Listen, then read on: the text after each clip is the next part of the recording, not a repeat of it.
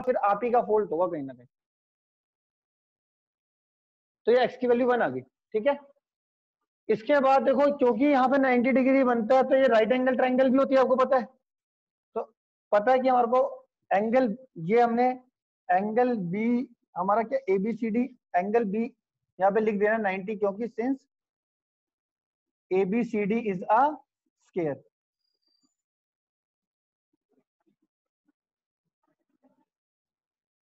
ABCD क्या है हमारा स्क्वायर, तो एंगल बी 90 होगा, तो पाइथागोरस लग जाएगी।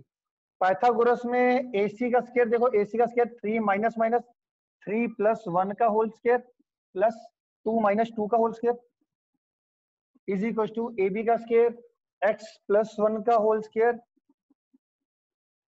प्लस y माइनस 2 का होल स्क्वायर प्लस BC का होल स्क्वायर करोगे तो x माइनस 3 का whole square plus y minus 2 का होल स्क्वायर।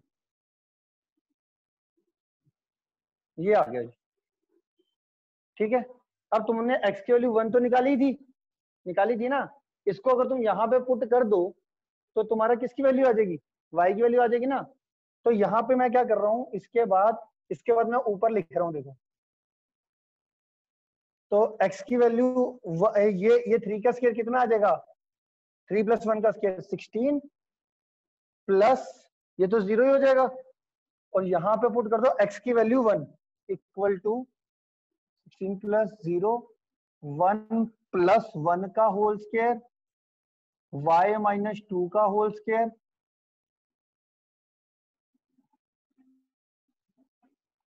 प्लस 1 माइनस 3 का whole square plus y minus 2 का होल स्क्वायर। ये देखो 2 y माइनस 2 का होल स्क्वायर है, तो y माइनस 2 का होल स्क्वायर, हाँ जी 3 माइनस 1 नहीं आएगा, 3 माइनस 1 का स्क्वायर, क्या AC के स्क्वायर में 3 माइनस 1 का स्क्वायर नहीं आएगा।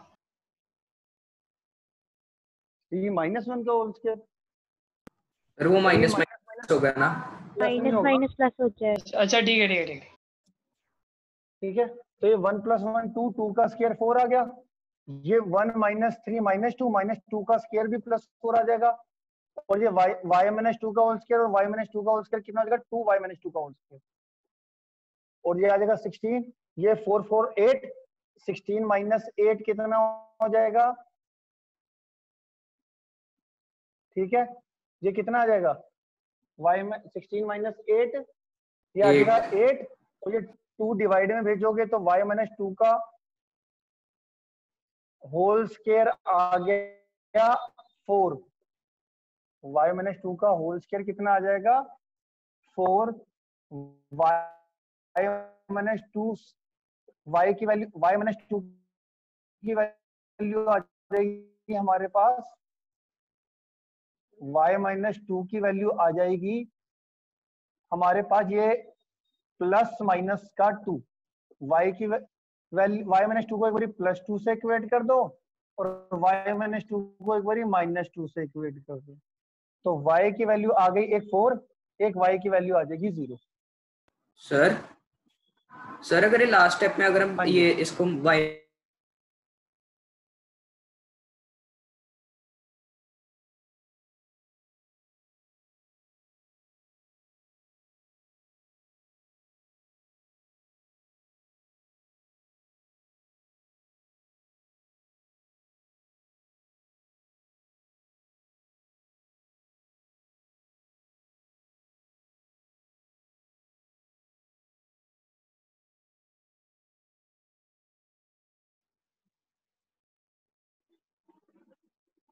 अच्छा, x की वैल्यू 1 पुट करने पे y की वैल्यू 4 और y की वैल्यू 0 आई है। x की वैल्यू 1 पुट करने पे y की वैल्यू 4 और y की वैल्यू 0 आई है, तो 1 के कोरस्पोंडिंग 4 और 1 के कोरस्पोंडिंग 0, दो वर्टिसेस हो गए हमारे, देयरफॉर हमारे पास इतना लिख लिया आपने। मैं पहले इतना रब कर देता हूँ, 1 मिनट सर।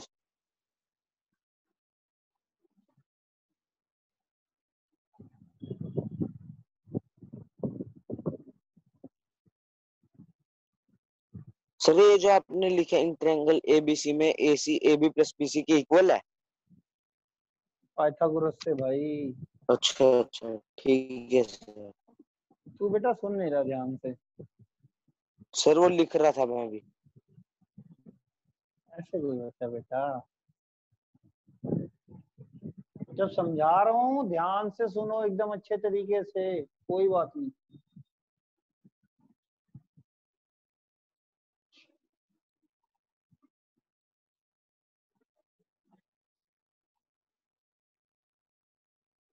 कर लिया नोट सबने? Yes sir.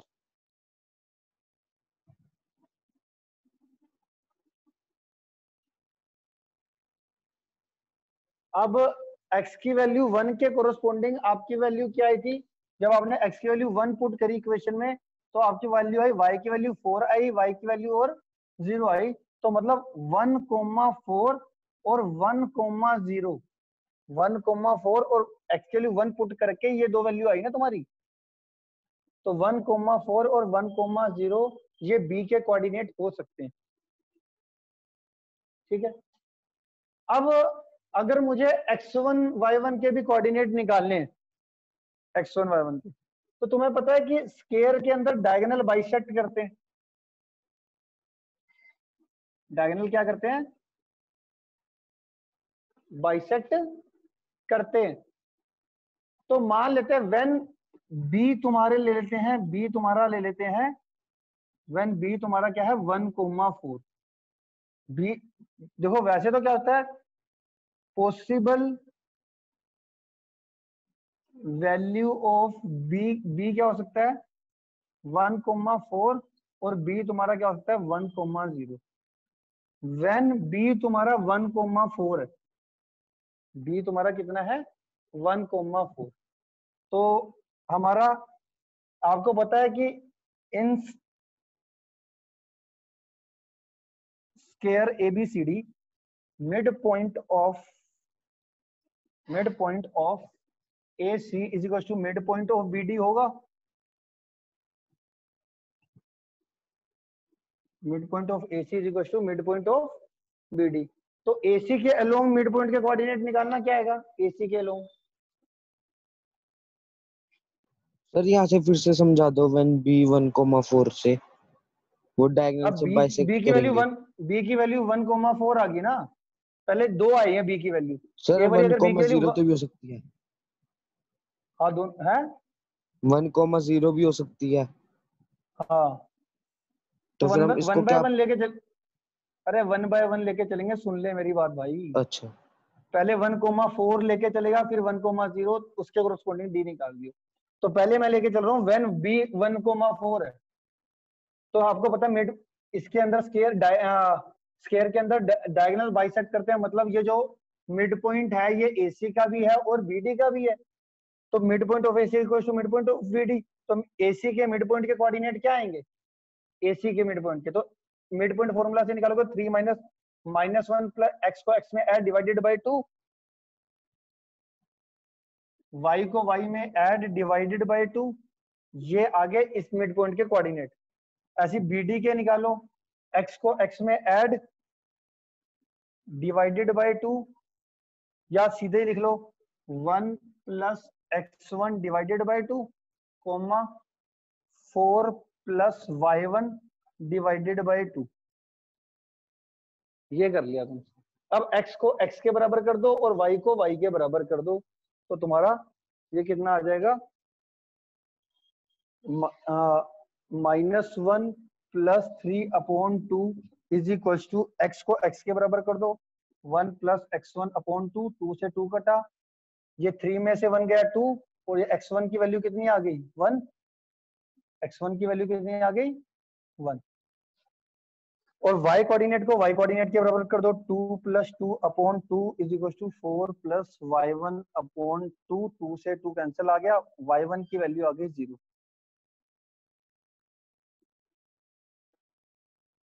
y1 की वैल्यू कितनी आ गई 0।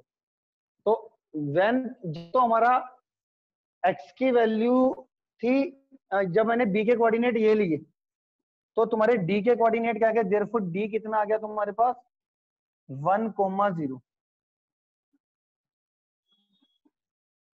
ठीक है, ये तो केस 1 लेना और केस 2 लेना है। केस 2 बी तुम्हारा उसमें क्या लोगे 1,0 और सेम मेथड लगा देना। पहले 1,4 लेके करा ना, फिर 1,0 लेके कर दोगे केस 2 में। कर लोगे कि नहीं कर लोगे? कर लेंगे सर। सेम चीज करनी है, पहले बी को 1,4 लेके किया, फिर बी को 1,0 लेके किया। व्हेन बी तुम्हारा कितना दिया 1,0। ठीक है, बी 1,0 लेके चलोगे, फिर यहाँ पे 1,0 लेके वही mid point of A C equal to mid point of B D लगा के फिर से डी के कोऑर्डिनेट निकल जाएंगे। ये सेम वाला प्रोसेस फिर से करो।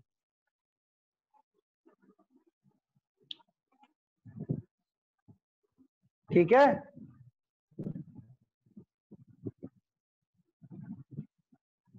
आ गया समझ में कि नहीं आ गया? आ गया सर। तो बहुत अच्छा, कई टीचर पता है कैसे कराते हैं? कई टीचर का सुन लो, ये मैंने कराया एकदम लॉन्ग मेथड और जोन सा, मतलब आपका कोई टीचर गलत नहीं कर सकता। एक ना कहीं शॉर्टकट तरीके से भी करा दे। तुम्हें याद है जब मैंने एक्स की वैल्यू 1 पुट करी थी राइट एंगल ट्रायंगल में, तो तुम्हारा आंसर क्या था? वाई की वैल्यू 4 और 0 आया था ना। तो 1,4 और 1,0 कई बंदे कहते हैं एक ये रिमेनिंग कोऑर्डिनेट देखो हमारे वही आ रहे हैं 1,4 1,0। तो बी के कोऑर्डिनेट जब तुम ले रहे हो 1,0 तो डी के कोऑर्डिनेट आ जाएंगे 1,4। जब तुम बी के कोऑर्डिनेट 1,4 लोगे तो इसके ही आ जाएंगे।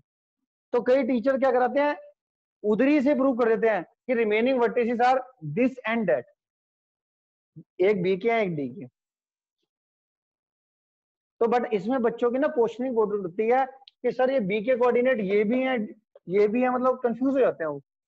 जैसे मैंने बी के कोऑर्डिनेट x, y माने थे ना, तो एक्स वाई की वैल्यू तो आई है 1,4 और 1,0। तो करें सर डी के कैसे हो गए वो कोऑर्डिनेट, बच्चे ये पूछते हैं।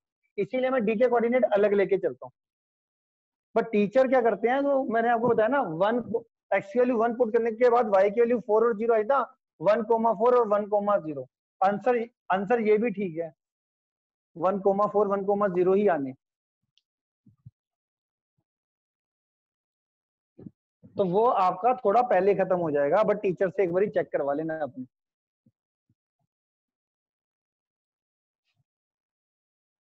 ठीक है, ये वाला जो क्वेश्चन है 4 मार्क्स में बहुत ज्यादा आता है।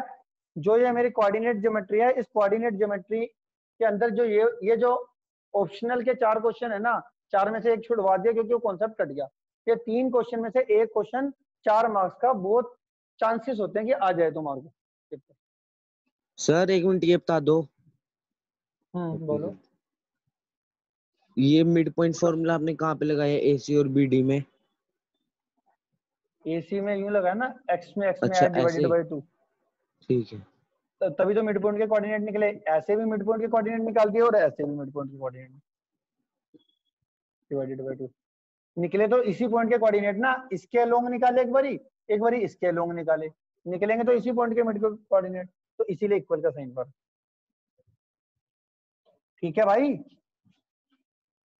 सही है? ठीक है सर, ठीक है सर। दोबारा कुछ पूछना है पूछ लो इस क्वेश्चन के अंदर, मोस्ट इंपोर्टेंट क्वेश्चन है ये।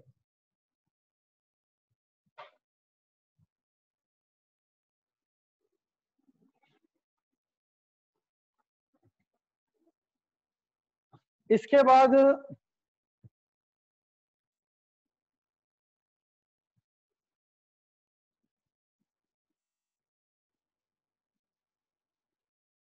तुमने एक एक नंबर वाले क्वेश्चन कर लिए वो सारे? सर ये बस 4 क्वेश्चन ही करने से एक्सरसाइज के? नहीं, वैसे मैं कह रहा हूँ एक एक नंबर के क्वेश्चन कर लिए क्या आपने सारे? सर सारे नहीं किए, थोड़े बहुत करे हैं। कितने सारे थे? 18 क्वेश्चन भी नहीं हुए? 18 थे सर, कर लिए सर, कर लिए। सर 15 हो गए सर, 3 रहते हैं। ठीक है, चलो जी आगे देखते हैं। एक ना वर्ड है, वर्ड का नाम है, टर्म है सेंट्रोइड। क्या होता है? तो पहले एक वर्ड समझते हैं सेंट्रोइड। ये बीच बीच में शायद से आ सकता है तुम्हारे पास, इसीलिए इसके बारे में मैं आपको बता देता हूँ। सेंट्रोइड क्या होता है कि मान लो ये ट्रायंगल है ABC, ठीक है। सेंट्रोइड का मीनिंग क्या है पहले वो समझ लो। एक वर्ड होता है मीडियन। मीडियन क्या होता है, अगर मैं किसी एक वर्टेक्स से एक लाइन ड्रॉ करूं और वो सामने वाली साइड के मिड पॉइंट पे जाके ज्वाइन हो जाए तो AD मीडियन है BC का। AD मीडियन है, ये लगा लो। अगर मैं B पॉइंट से, ये देखो ये सामने वाली साइड के मिड पॉइंट को ज्वाइन कर रहा हूं तो BE मीडियन है। C को ज्वाइन कर रहा हूं, ये CF, ये भी मीडियन है। ये भी क्या है, मीडियन। ठीक है, तो मीडियन वर्ड समझ में आ गया। तो हमारे एक ट्रायंगल से में कितनी मीडियंस होती है, 3। तीनों वर्टेक्स से एक लाइन ड्रॉ करो जो सामने वाली साइड के मिड पॉइंट पे जाके ज्वाइन होती है, उसको हम कहते हैं मीडियन। अब जो ये मीडियन है, अगर तुम ध्यान से देखो, वो तीनों की तीनों मीडियन कहां पे मीट कर रही है, यहाँ पे, इस पॉइंट पे। इस पॉइंट का नाम देते हैं हम जनरली G, और इस G को हम बोलते हैं सेंट्रोइड। और सेंट्रोइड की अगर मैं डेफिनेशन पूछूं, डेफिनेशन क्या होती है, point of intersection of medians.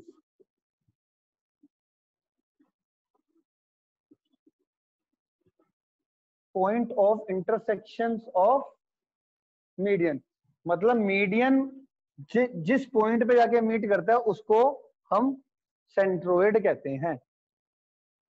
उसको क्या कहते हैं हम, सेंट्रोइड। तो हर बच्चे को सेंट्रोइड का मीनिंग क्लियर हो गया? हर बच्चे को सेंट्रोइड का मीनिंग क्लियर है?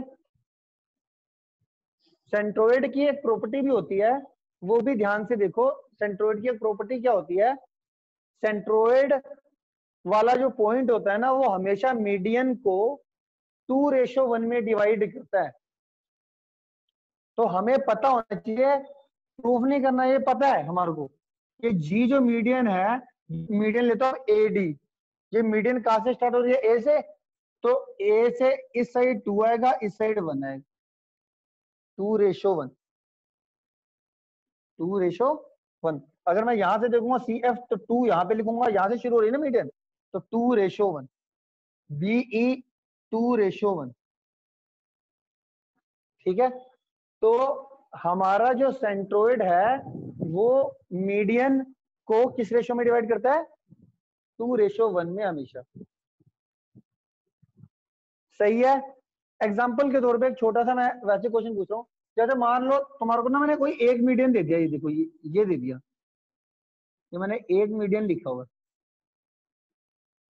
ठीक है, ये मैंने बता दिया सेंट्रोइड है, और ये तुम्हारे को मैंने नहीं दी रेशियो।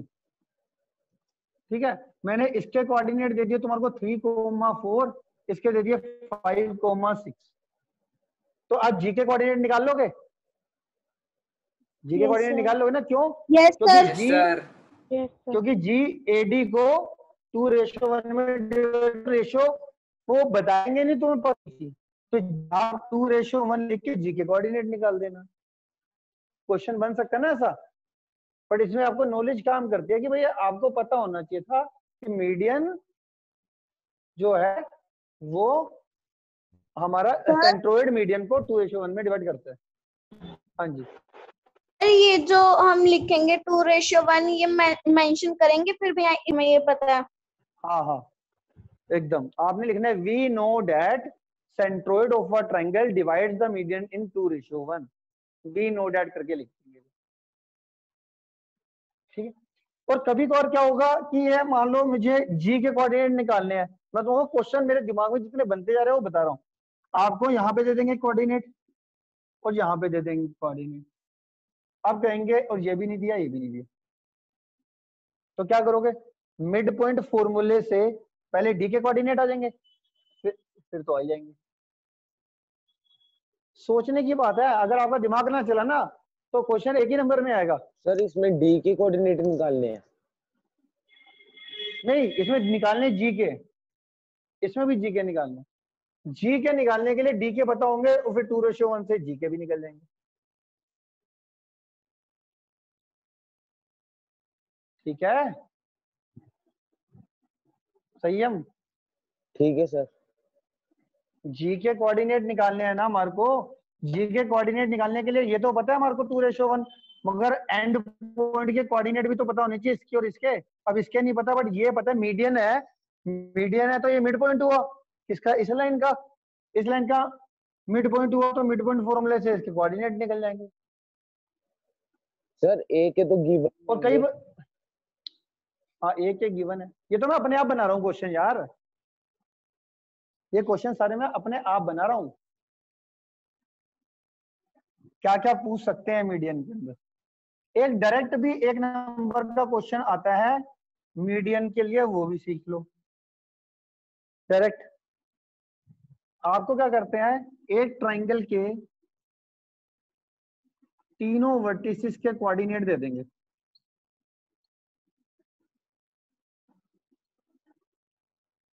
और तुम्हारे को कहेंगे जी ये जी मीडियन, ये जी सेंट्रोइड है, इसके कोऑर्डिनेट निकालो। जी सेंट्रोइड है, इसके कोऑर्डिनेट निकालो। तो एक डायरेक्ट फॉर्मूला है, और डायरेक्ट फॉर्मूला देख लो। जी जो है वो हमारा क्या है, सेंट्रोइड। क्या कोऑर्डिनेट आएंगे इसके, तीनों के एक्स कोऑर्डिनेट को ऐड डिवाइडेड बाय 3, तीनों के वाई कोऑर्डिनेट को add divided by 3। X x x को add divided by 3, y y y को ऐड डिवाइडेड बाय 3, तुम्हारे जी के कोऑर्डिनेट निकल जाएंगे। ये था सारा की सारा मीडियन के बारे में। अब मीडियन और सेंट्रोइड से रिलेटेड कोई भी क्वेश्चन आ जाता है तो तुम कर दोगे। मीडियन का मीनिंग समझ में आ गया, सेंट्रोइड का मीनिंग क्लियर है। ये वाला क्वेश्चन एक बार दोबारा समझाना आपने कैसे करा ये वाला क्वेश्चन नहीं है, ये फॉर्मूला है। जी अगर सेंट्रोइड है और तुम्हारे को ट्राइंगल के तीनों वर्टिसेस गिवन है, तो आप इस सेंट्रोइड के कोऑर्डिनेट निकाल सकते हो। कैसे निकालने हैं, तीनों के एक्स कोऑर्डिनेट को ऐड करके डिवाइडेड बाय 3, तीनों के वाई कोऑर्डिनेट को ऐड करके डिवाइडेड बाय 3। ठीक है सर। एग्जाम्पल दे दूं, एग्जाम्पल ले लो। जैसे मान लो -2,6, 3,7, 8,9। मैंने एक ट्रायंगल की तीनों वर्टिसेस को कोऑर्डिनेट दे दिया। आप का जी निकालो, तो तीनों को ऐड करो, माइनस पहले एक्स एक्स को ऐड करो, +3 +8 divided by 3, y y y को ऐड करो 6 सर अगर हमें ये +7 ना पता हो तो फिर हम ऐसे कर सकते हैं जैसे आपने पहले बताया था, पहले मीडियन से अगर हम एक पॉइंट ले लेंगे बीच में। हाँ, तो मिड पॉइंट फॉर्मूले, ये अगर ये याद ना आए तो देखो और तरीका क्या है, मिड पॉइंट फॉर्मूले से इसके कोऑर्डिनेट निकल जाएंगे और 2:1 से इसके कोऑर्डिनेट निकल जाएंगे। अगर मान लो किसी बच्चे को ये याद ना रहा फॉर्मूला, तो मिड पॉइंट फॉर्मूले से इसके निकाल देना, फिर 2:1 तो पता ही है, फिर 2:1 से सेंट्रोइड के कोऑर्डिनेट निकाल देना, वो भी यही सेम ही आएगा।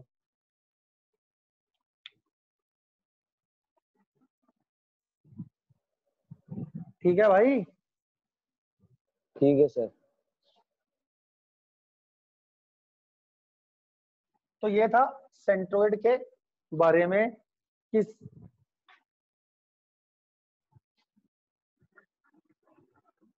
अब जो इसमें 5th क्वेश्चन छोड़ दो, 6th क्वेश्चन छोड़ दो, 7th क्वेश्चन देख लो।